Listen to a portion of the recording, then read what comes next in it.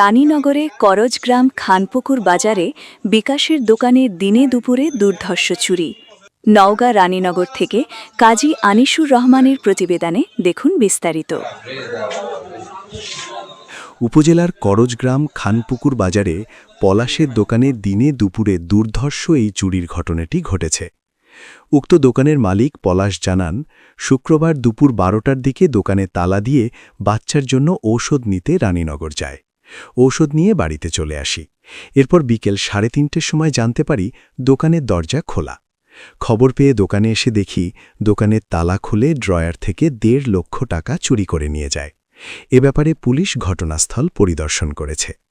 রানীনগর থানার ওসি মোহাম্মদ আব্দুল লতিফ জানান, মৌখিক অভিযোগ পেয়েছি, তদন্ত চলছে। কত টাকা লিয়ে গেছে?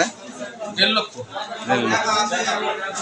সবই 50 টাকা না 100 টাকা? 500 টাকি, 100 টাকি, 50 টাকি, 20 টাকি, 10 টাকি সব মিলে 1.5 লাখ টাকা।